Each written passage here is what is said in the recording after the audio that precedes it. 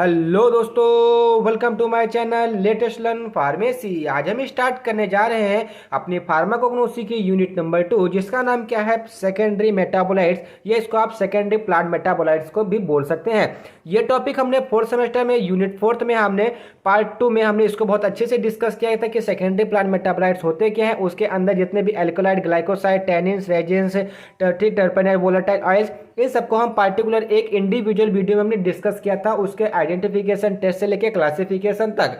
अब यहाँ पर जो हमारा सिलेबस में दिया हुआ है वो सेकेंडरी प्लांट मेटाबोलाइट्स है, और इसमें क्या दिया गया है, एक इंडिविजुअल दिया गया। जैसे वहाँ पे एल्कोलाइड दिया गया था तो वहाँ पे आपको एल्कोलाइड के विषय में लिखना था। अब यहाँ पे एल्कोलाइड दिया गया है, लेकिन एल्कोलाइड का नाम देखिए, जैसे विनका, राउलफोबिया, बिलाडोना, एट्रोपिन, तो ये सब के हमारे एल्कोलाइड्स हैं। तो इसके पार्टिकुलर पार्ट को हमको पढ़ना है इसके अंतर्गत, इसीलिए हमारे फिफ्थ सेमेस्टर में रखा गया। तो आइए स्टार्ट करते हैं। तो अगर आपने एल्कोलाइड वाला वीडियो जो हमने फोर्थ सेमेस्टर में डाला था, जिसकी लिंक डिस्क्रिप्शन में आपको दी गई है, अगर आपने वो वीडियो नहीं देखा हुआ तो एक बार जाकर उस वीडियो को देख लीजिए, क्योंकि वहीं से आपका जो एल्कोलाइड का बेसिक टर्मिनोलॉजी है वहीं से आपके कंफर्म होगी। तो सबसे पहले बात आती है कि सेकेंडरी मेटाबोलाइट्स क्या होते हैं। तो हम इस थ्योरेटिकल पे ना चल करके हम सीधा अपने कॉपी पर आ जाते हैं कि हम जैसे कि हमने पहले वीडियो में देखा था कि किसी भी सेकेंडरी मेटाबोलाइट्स को फॉर्मेशन में सबसे महत्वपूर्ण भूमिका कौन निभाता है, जो प्राइमरी प्लांट मेटाबोलाइट्स होते हैं। अब ये प्राइमरी प्लांट मेटाबोलाइट्स क्या होते हैं? ये प्राइमरी प्लांट मेटाबोलाइट ऐसे पदार्थ होते हैं जो कि प्लांट के द्वारा सिंथेसाइज किया जाता है with the help of the atmosphere. जैसे एग्जांपल के तौर पे आपके एटमॉस्फेयर में क्या क्या, जैसे एयर है, एयर में आपका ऑक्सीजन प्रेजेंट होता है, उसके साथ क्या हुआ, इसने कार्बन डाइऑक्साइड मिला लिया, ठीक है, कार्बन डाइऑक्साइड यानी इसको फोटोसिंथेसिस कर दिया in the presence of the sunlight, ये क्या बना दिया, आपको शुगर की मॉइटी बना दिया, ठीक है। अब ये शुगर क्या है, आपका प्राइमरी प्लांट मेटाबोलाइट्स है। अब इसी शुगर से क्या बनेंगे, आपके डिफरेंट आपके सेकेंडरी प्लांट मेटाबोलाइट्स बनेंगे। और बात, ये जो प्राइमरी प्लांट मेटाबोलाइट्स होते हैं ये क्या होते हैं कि प्लांट के ग्रोथ एंड डेवलपमेंट के लिए रिस्पॉन्सिबल होते हैं, और जो ये सेकेंडरी प्लांट मेटाबोलाइट्स होते हैं ये प्लांट के act as a immune system काम करते हैं। इम्यून सिस्टम से कहने का मतलब ये है कि जैसे अगर उसके अंदर कोई माइक्रो ऑर्गेनिज्म का डिफेक्ट होता है, जैसे बैक्टीरियल इन्फेक्शन होता है हमारी बॉडी के अंदर, या वायरस, या जैसे अभी कोविड चल रहा है, ठीक है, तो कोविड के समय में क्या हुआ कि आपको एक एंटी वायरल ड्रग चाहिए थी लेकिन नहीं मिल रही थी, तो कोवैक्सीन, कोविशील्ड बना। उसी प्रकार से जो प्लांट्स होते हैं अपने अंदर खुद जनरेट करते हैं कि उस माइक्रो ऑर्गेनिज्म से, उस वायरस से, उस बैक्टीरिया से खुद का खुद लड़ सके। अब जब उनके अंदर ये एबिलिटी आ जाती है कि वो उस वायरस के प्रति या उस बैक्टीरिया के प्रति या उस माइक्रो ऑर्गेनिज्म के प्रति वो एक्टिव हो सकते हैं, मतलब उसको वो किल कर सकते हैं, अपना एंटीजेंस बना सकते हैं, तो वो सेल्फली उसको किल कर देते हैं। और फिर उसी सेकेंडरी प्लांट मेटाबोलाइट्स को हम एक्सट्रैक्ट कर लेते हैं, मतलब बाहर निकाल देते हैं या उसको आइसोलेट कर लेते हैं, और उसको हम ह्यूमन बॉडी के ऊपर ट्रायल के लिए आगे भेजते हैं। तो इसी प्रकार से हमारी जो ड्रग्स होती है, कोवैक्सीन जगह आपने सुना होगा कि जो वैक्सीन होती हैं नियर अबाउट 60% वैक्सीन ऐसी हैं जो कि हमको हर्बल से मिलती है bye the help of the secondary plant metabolite. एक जानकारी और देना चाहता हूं मैं आपको कि जो हमारी कोवैक्सीन, ठीक है, ये सब है जो हमारे कहाँ पे बनी थी, कौशाम्बी में बनी थी। तो ये हमारी सेकंड बात हो गई। अब बात आती है कि सेकेंडरी प्लांट मेटाबोलाइट्स, आपको ये कंफर्म होगा कि सेकेंडरी प्लांट मेटाबोलाइट्स ऐसे मेटाबोलाइट्स होते हैं। मेटाबोलाइट्स क्या होते हैं कि जो किसी प्लांट के द्वारा मेटाबॉलिक के मतलब मेटाबॉलिज्म के द्वारा कोई पदार्थ निकाला गया हो, उसको बोलते हैं मेटाबोलाइट्स। जैसे एग्जाम्पल के तौर पर आप खाना खाते हैं, खाने को पचाते हैं, उसमें से आपके प्रोटीन्स निकलते हैं, एमाइनो एसिड निकलते हैं, ठीक है, तो ये सब के क्या होते हैं, मेटाबोलाइट्स होते हैं। उसी प्रकार से प्लांट के मेटाबोलाइट्स होते हैं। ये कहाँ से हमारे सबसे पहले प्राइमरी प्लांट मेटाबोलाइट से ही बनते हैं, और जो इनका रिस्पॉन्सिबल होते हैं ये act as a defence system का मतलब क्या है, इम्यून सिस्टम की तरह काम करते हैं हमारे प्लांट्स के ऊपर। ये बात हो गई सेकेंडरी प्लांट मेटाबोलाइट्स के ऊपर, जो कि हमने ब्रीफली में यहाँ भी डिस्कस किया और फर्स्ट लेक्चर में हमने भी डिस्कस किया था। अब बात आती है कि एल्कोलाइड। तो अगर आपने एल्कोलाइड पूरी तरीके से समझना है कि मतलब एक जनरल टर्म में बताऊं, जैसे उसका क्लासिफिकेशन, उसके बाद उसका आइडेंटिफिकेशन टेस्ट, एंड देन उसके एक्सपेक्शन, ठीक है, एक्सपेक्टेशन क्या क्या चीज है उसमें, ठीक है, उसके बाद उसका हम इंपॉर्टेंट थेराप्यूटिक यूजेस जनरल, तो आप जाकर के हमारी जो लिंक दी गई है उस वीडियो को जाकर देख लीजिए। तो सबसे पहले बात आती है कि एल्कोलाइड्स। तो एल्कोलाइड्स क्या होते हैं, तो कुछ मत करिए, एल्कोलाइड्स ऐसे पदार्थ होते हैं जो क्या करते हैं, एक से या एक से अधिक नाइट्रोजन एटम कंटेन किए होते हैं। तो अगर आपको ऐसे लिखना हो कि the alkaloids are those element which contain nitrogen or nitrogenous in nature are called alkaloids, and due to the presence of the nitrogen atom in the heterocyclic ring they are basic in nature. क्योंकि आप जानते हैं कि जो nitrogen की tendency होता है electron को डोनेट करने की होती है, और जो हमारे इलेक्ट्रॉन डोनेटेड ग्रुप होते हैं वो हमारे क्या होते हैं, नियर अबाउट हमारे वो कौन से होते हैं, हमारे बेसिक इन नेचर होते हैं। लेकिन यहाँ पर भी एक एक्सेप्शन है क्या, कि जो कॉल्चिसिन होता है उसके अंदर हमारा कोई भी नाइट्रोजन कंपाउंड या नाइट्रोजन एटम नहीं पाया जाता है। तो ये हमारा एक्सपेक्ट है, ठीक है। मतलब कहने का क्या है कि कॉल्चिसिन में ये हमारा नाइट्रोजन एटम नहीं पाया जाता है। And which are capable of elicting specific pharmacological response in both human and the animals। और यही जो एल्कोलाइड्स है, मतलब जो हेट्रोसाइक्लिक कंपाउंड में नाइट्रोजन एटम लगा हुआ है उसके नेचर क्या है, बेसिक है, यही कैपेबल होते हैं कि आपकी बॉडी के अंदर या प्लांट के अंदर अपना फार्माकोलॉजिकल एक्शन शो करते हैं। जैसे एग्जांपल के तौर पे अगर प्लांट को क्या हुआ कि उसके अंदर कोई बैक्टीरियल इन्फेक्शन हो गया तो क्या करेगा कि यही जो एल्कोलाइड्स ये क्या करेगा, उसको ट्रीट करने की कोशिश करेगा। इसीलिए बोला जाता है कि जो एल्कोलाइड्स होते हैं उनका फार्माकोलॉजिकल एक्शन यहीं पर आपको शो करने को मिलता है। अब जो हमारे सिलेबस में दिया गया है वो 4 दिए गए हैं, एक विनका, बिलाडोना, राउफोबिया और हमारा एट्रोपिन है। तो इस वीडियो में हम मेनली विनका एंड राउफोबिया के बारे में बात करेंगे। तो ये स्टार्ट करते हैं सबसे पहले विनका। देखिए विनका आप लोगों ने बहुत सारे लोगों ने देखा होगा, जिसको हम सदाबहार के नाम से भी जानते हैं। आपकी स्क्रीन पे एक फोटो आ रही होगी, और ये अधिकतर घरों में लगाया जाता है और पाया भी जाता है। तो इस मैंने हिंदी इसलिए लिखी, कुछ लोगों को विनका कोग्नोसिस शब्द है इसको समझ में नहीं आएगा, तो इसलिए मैंने यहाँ पे सदाबहार लिख दिया कि आपको ये समझ में जाए कि ये हम किसके बारे में बात कर रहे हैं। जब आपको उस प्लांट के बारे में बात कर रहे हैं उसके बारे में पता चल जाएगा तो आपके अंदर एक इंटरेस्ट आएगा, भाई हमारे घर के बगल लगा हुआ इसके बारे में हमको जानना है। तो इसीलिए मैंने आपको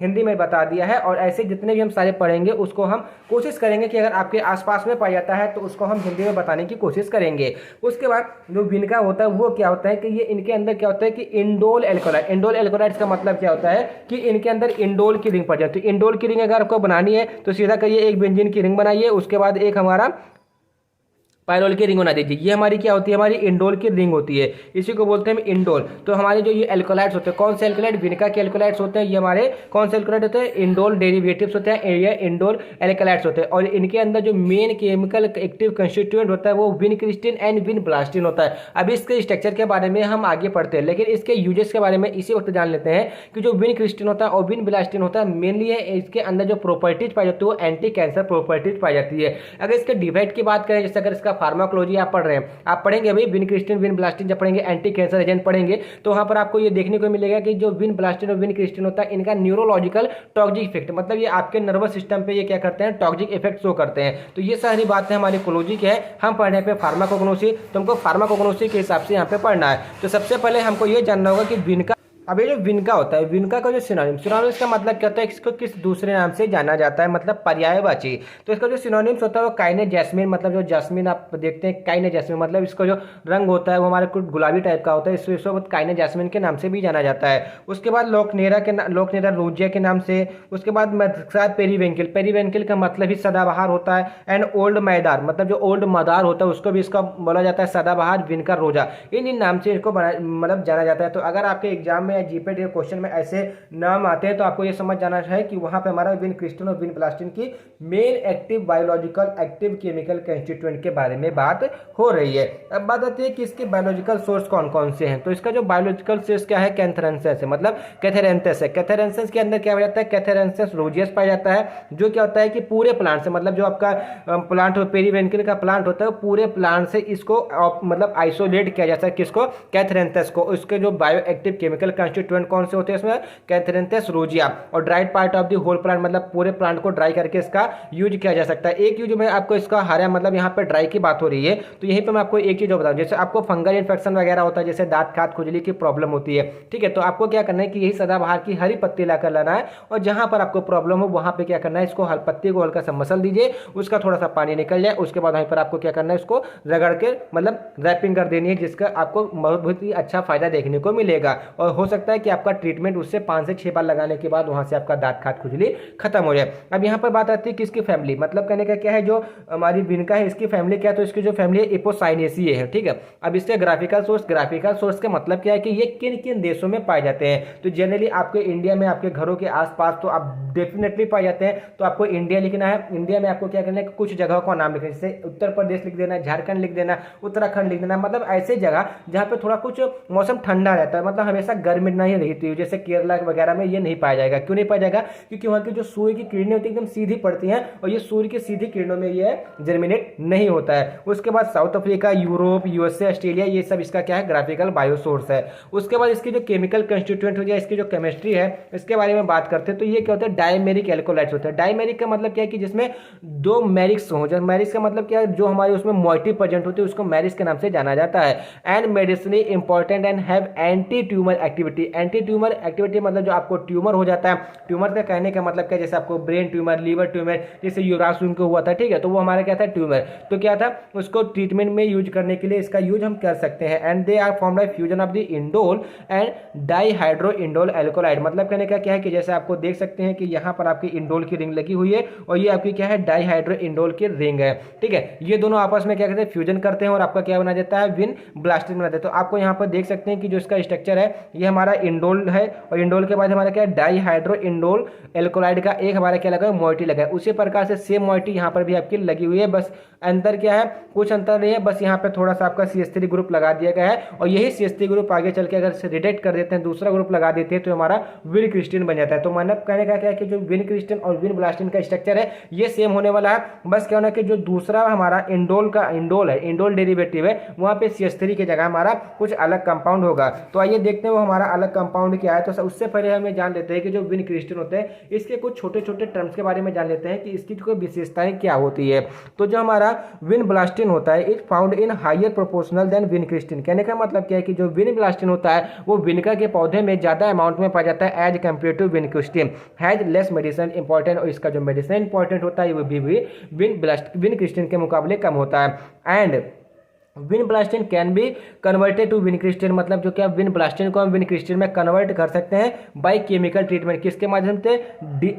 डीमेथाइल एक्शन, मतलब डीमेथाइलेशन के द्वारा इसको हम किसमें? विन ब्लास्टिन से विन क्रिस्टिन में चेंज कर सकते हैं by the help of the streptomyces albosilus, एक प्रकार का बैक्टीरिया है। तो आप देख सकते हैं कि जो विन ब्लास्टिन का जो स्ट्रक्चर है, जो उसका केमिकल स्ट्रक्चर है, कुछ नहीं, यहाँ पर CH3 की जगह CHO कर दिया गया है और ये आपका क्या बन गया है? Vincristine. तो अगर आपको एक स्ट्रक्चर तैयार हो गया हो तो आप यहाँ पे दूसरा स्ट्रक्चर भी अपने आप तैयार कर सकते हैं, ठीक है। और इसको हम ल्यूकोक्रिस्टिन के नाम से भी जाना जाता है। अब बात आती है कि जो हमने यहाँ पर आपको बताया कि यहाँ पर आप CH3 की जगह CHO ग्रुप लगा दीजिए तो हमारा क्या बन जाता है? विन क्रिस्टिन बन जाता है। और यही CHO की जगह आप CH3 ग्रुप लगा देते तो ये विन ब्लास्टिन बन जाता है। वही चीज मैंने यहाँ पे लिखा हुआ तो इसको ज्यादा एक्सप्लेन करने की जरूरत नहीं है। हाँ, यहाँ पर एक चीज ज्यादा आपको जानना जरूरी है कि ये क्या होता है? It is found in very minor quantity. मतलब कहने का क्या है कि जो विन क्रिस्टिन होता है ये जो हमारे उस सदाबहार मतलब विनका के अंदर पेरीविंकल के अंदर पाए जाते हैं वो कम अमाउंट में पाए जाते हैं, इसलिए इसका जो प्राइस होता है बहुत ही ज़्यादा महंगा होता है। एंड ये होल प्लांट में टोटल 25 ppm के अमाउंट में, मतलब बहुत कम अमाउंट में ये पाए जाते हैं, इसलिए इसको बोला जाता है कि ये बहुत ही महंगे पदार्थ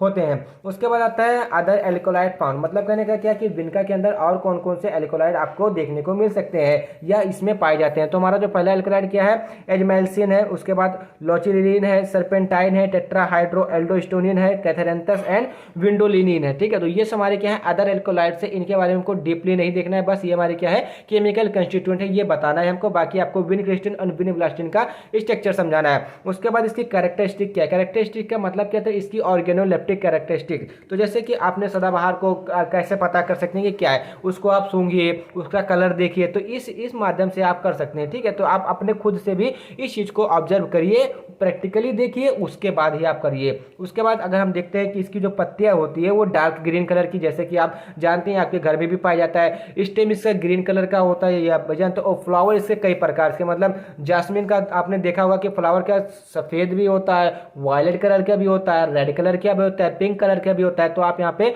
अपने हिसाब से कलर यहाँ पे और करके लिख सकते हैं। उसके बाद आती है कि जो इसकी लेंथ होती है वो कितनी होती है? 1 to 9 सेंटीमीटर। मतलब जो इसकी पत्तियां होती है 109 सेंटीमीटर की और उसकी विड्थ 0.5 मतलब आधे से 6 सेंटीमीटर के करीब होती है। और वहीं अगर इसकी स्टेम की बात करें तो इसकी जो स्टेम की लेंथ होती है वो 30 से 60 सेंटीमीटर होती है और फ्लावर की जो विड्थ होती है वो 3 से 7 सेंटीमीटर होती है। अब इसके नेचर की बात करें तो ये जो ब्रिटल का मतलब आपने चम्मच देखा होगा, चम्मच का आकार जैसे बीच में टेढ़ा होता है उसी प्रकार से इसका आकार होता है, इरेक्ट होता है। एंड इसके जो फ्लावर्स होते हैं वो बाइसेक्सुअल फ्लावर्स होते हैं। अब इसकी माइक्रोस्कोपी की बात करें, हालांकि मैंने यहाँ पर माइक्रोस्कोपी एडिशनल में डाला हुआ है, तो आप चाहें तो इसको लिख सकते हैं और आप चाहें तो इसको आप नहीं भी करना चाहे तो कोई दिक्कत नहीं है, ठीक है। तो कैथरेंथस क्या है, कैथरेंथस की जो लीफ होती है वो डॉर्सी वेंट्रल, डॉर्सी वेंट्रल का मतलब कि जिसमें डोर्सल कैविटी पाई जाती है वो डिफरेंट डिफरेंट की पाई जाती है, टाइप्स की पाई जाती है। जैसे लेमाइना, इसमें दो टाइप की हमारी मतलब पाई जाती है, क्या, डॉर्सी वेंट्रल जो हमारी होती है, मतलब जो इसमें डॉर्सल कैविटी है वो दो टाइप की, एक लेमाइना होती है और एक आगे हम चल के मतलब लोअर लिम्ब अपर लिम्ब करके हमारा आगे, ये अभी हम आगे देखते हैं। तो इसमें अपर एपिडर्मिस होती है जो क्या बने सिंगल लेयर होती है, रेक्टेंगुलर सेल के बनी होती है, एंड आउटर सेल जो इसकी होती है मतलब क्यूटिकल से ये कवर्स होती है। उसके बाद ये जो क्रूसिफेरस स्टोमेटा आर फाउंड, मतलब इसके अंदर क्रूसिफेरस स्टोमेटा मतलब क्रूसिफेरस टाइप का स्टोमेटा इसके अंदर पाए जाते हैं, जो कि हमने फार्माकोग्नोसी फर्स्ट जब पढ़े तो फर्स्ट यूनिट के लेक्चर में हमने इसको क्रूसिफेरस स्टोमेटा क्या है एंड रेक्टेंगुलर सेल क्या है, एपिडर्मिस क्या है, ये सब हमने देखा था। पैलेसाइट्स भी देखा था, स्पंजी पैरेन्काइमा सेल भी देखा था। तो ये सब हमने बहुत ही डिटेल में स्टडी कर चुके हैं उसके बारे में, ठीक है। तो यहाँ पे फिर से आपको बताने की कोई जरूरत नहीं है। उसके बाद आता है मीजोफाइट्स, इसमें पैलेसाइट सेल्स होते हैं जो क्या होते हैं found only below the upper epidermis, मतलब एपिडर्मल लेयर के ऊपर पाए जाते हैं, and elongated in the nature, एंड इसमें स्पंजी पैरेन्काइमा टिश्यू पाया जाता है, एंड लोअर एपिडर्मिस भी इसके अंदर पाया जाता है, ठीक है। अब इसमें एक और दूसरा जो होता है वो हमारा डोर्सल कैविटी मिड रिब होती है। मिड रिब में आपको क्या होता है, वो कॉलन काइमर्स टिश्यू होती है। उसके बाद वेस्कुलर बंडल्स भी इसके अंदर पाए जाते हैं। तो आपको बस इतना ही लिखना है, उसके बाद इसके बारे के अंदर लिख देना कि इसका जो थेराप्यूटिक यूजेस है क्या क्या है, कॉमर्शियल यूजेस भी, थेराप्यूटिक यूजेस भी आप यहाँ पे लिख सकते हैं। हैव एंटी ट्यूमर एक्शन, मतलब इसके अंदर एंटी ट्यूमर एक्शन मतलब ट्यूमर को खत्म करने का एक्शन पाया जाता है। Vincristine medicine more active than vinblastine, vincristine का यूज जो होता है वो मेडिसिन ज्यादा एक्टिव होता है एज कम्पेयर टू विनब्लास्टिन, लेकिन ये न्यूरोटॉक्सिक इन नेचर भी होता है। And vinblastine help in reducing the proportional to the leucocyte, मतलब क्या है कि आपके ब्लड के अंदर जो ल्यूकोसाइट का लेवल बढ़ जाता है उसको मेंटेन करने के लिए विनक्रिस्टिन या विनब्लास्टिन का यूज किया जाता है। तो इसका मतलब अगर हम यूँ कहें कि ब्लड कैंसर में इसका यूज किया जाता है तो मैं आप गलत नहीं बोल रहा हूँ, आप कमेंट करके बता दीजिएगा कि गलत तो नहीं बोल रहा हूँ मैं। उसके बाद आता है क्या, vinblastine help in reducing the proportion of the leucocytosis and catharanthus, जो इसका बायो एक्टिव केमिकल कंस्टिट्यूएंट है एल्कोलाइड पॉजेसेस क्या हाइपोग्लाइसीमिया एक्शन, मतलब क्या कि ये शुगर को डाउन करता है, मतलब डायबिटीज को ये कंट्रोल करता है। एंड सर्पेंटाइन एंड एजमालिन जो हमने पढ़ा अदर एल्कोलाइड में, वो क्या करता है हाइपरटेंशन को ट्रीट करता है। एंड जो इसका अदर यूज होता है वो सॉर थ्रोट, मतलब आपको जो गले का दर्द होता है, कफिंग होती है, ब्रोंकियल कंजेशन मतलब अस्थमा वगैरह में इसका यूज किया जाता है। And use the haemostatic agent, haemostatic agent हमने फार्माकोलॉजी सेकंड के फर्स्ट लेक्चर में हमने पढ़ा था कि हीमोस्टेटिक एजेंट क्या होते हैं कि जो आपके ब्लड को बढ़ा देते हैं आपकी बॉडी के, जिसे हीमेटेनिक्स, ठीक है। हीमेटेनिक्स का दूसरा नाम क्या है, हीमोस्टेटिक्स। तो ये सब हमारे क्या थे, इसके थेराप्यूटिक यूजेस थे। अब दूसरी जो हमारी ड्रग जो इसमें दूसरा पौधा आता है वो क्या है, राउवोल्फिया। ये बहुत ही इंपॉर्टेंट पौधा होता है। इसका बायोलॉजिकल सोर्स क्या होता है कि राउवोल्फिया सर्पेंटाइना, आपको केवल इसके नाम से ही याद करना है। अब इसका नाम जो होता है ना, सिनोनिम्स होता है, बहुत ही इंटरेस्टिंग है। जैसे छोटा चांद, इसको छोटा चांद के नाम से भी जाना जाता है, इंडियन स्नेक रूट के नाम से भी जाना जाता है, राउवोल्फिया रूट एंड सर्पगंधा, मतलब आप सर्पगंधा के नाम से भी जाना जाता है जहाँ पे सांपों का जमावड़ा होता है, आप जानते ही होंगे। एंड सर्पेंटाइना रूट के नाम से भी इसको जाना जाता है। अब इसका जो बायोलॉजिकल सोर्स क्या होता है कि ये उसके किसके, राउवोल्फिया के प्लांट के रूट्स का मतलब जड़ से, पत्तियों से, एंड राइजोम्स, राइजोम्स क्या होते हैं कि जो जड़ों में पतली पतली बारीक बारीक नसें जैसे बनी नहीं होती हैं जो बाहर की तरफ निकली होती है, उसी को बोलते हैं राइजोम्स। ये राउवोल्फिया सर्पेंटाइना के रूट्स मतलब dried roots, leaves and rhizomes के अंदर पाए जाते हैं। और इसको जो फैमिली क्या होती है, एपोसाइनेसी होती है। इसका ग्राफिकल अगर हम देखें तो Nepal, India, Burma, Indonesia, Sri Lanka, Bangladesh, ये सब वहाँ पे पाए जाते हैं। इनकी कैरेक्टरिस्टिक के बारे में बात करें तो जो माइक्रोस्कोपिक या ऑर्गेनोलेप्टिक कैरेक्टरिस्टिक है उसके बारे में हम बात करते हैं। तो फीचर कलर है, ठीक है। रूट एंड राइजोम्स, मतलब कहने का कि यहाँ पे features and root and rhizomes के बारे में। जैसे इसका कलर किस टाइप का होगा, अगर आप रूट देखेंगे तो इसका रूट बार्क देखेंगे तो ग्रीनिश येलो होगा, एंड वुड मतलब इसकी जो लकड़ी ये होगी येलोइश व्हाइट कलर की होगी, और वही राइजोम्स का जो कलर होगा वो लाइट ब्राउन टाइप का होगा। इसका ऑर्डर दोनों का, रूट और राइजोम्स का ऑर्डर लेस होता है, टेस्ट इसका दोनों का बेटर होता है, लेकिन लेंथ में थोड़ा डिफरेंट होता है। क्या कि जो रूट की लेंथ होती है वो 10 से 18 सेंटीमीटर होती है और वेट 1 से 3 सेंटीमीटर थे, वहीं राइजोम्स की 8 से 15 सेंटीमीटर होती है क्या लेंथ, एंड 0.3 से 2.2 सेंटीमीटर इसकी विड्थ होती है।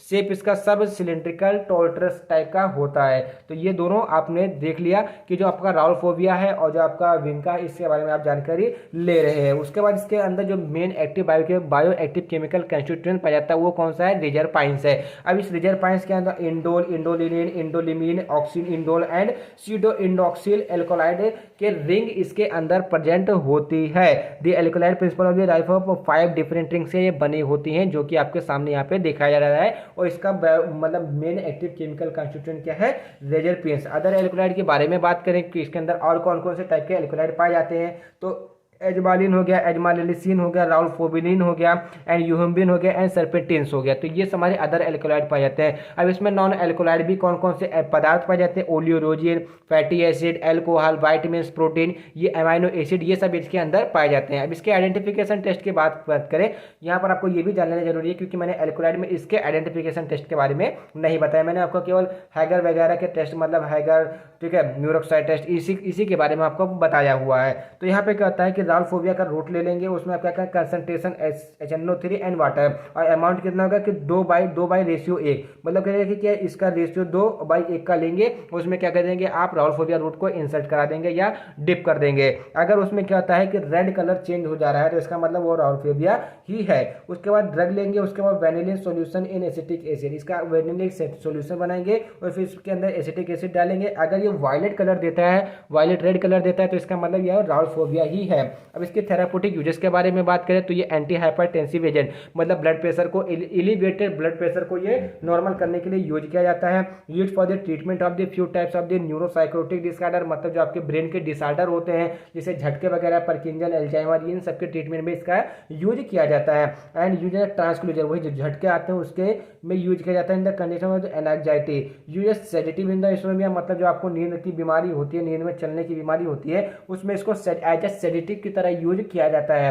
And use treatment of the schizophrenia, मतलब सीजोफ्रीनिया में जहाँ पे क्या होता है कि आपका मतलब जो आपका पैरासिम्पेथेटिक, मतलब कैटाकोलामाइन्स का लेवल कम हो जाता है, ठीक है, वहाँ पर भी इसका यूज किया जाता है। Ajmaline use in the cardiac arrhythmia and angina pectoris, मतलब कहने का क्या है कि जो एजमाइलिन होती है वो कार्डियक एरिथमिया, जो कि हमने फार्माकोलॉजी में इसका मैकेनिज्म सब कुछ पढ़ा हुआ है, एंजाइना पेक्टोरिस इसकी ड्रग्स सब कुछ पढ़ा हुआ है। तो आई होप आपको फार्माकोग्नोसी का ये फर्स्ट लेक्चर सेकंड यूनिट का समझ में, अगर आपको समझ में आया तो वीडियो को लाइक कीजिए, चैनल को सब्सक्राइब कीजिए एंड कमेंट करके हमको जरूर बताइए कि आपको वीडियो कैसे लगी। Thank you for watching the video from the latest learn pharmacy. Notes आपको टेलीग्राम चैनल पर मिल जाएगी।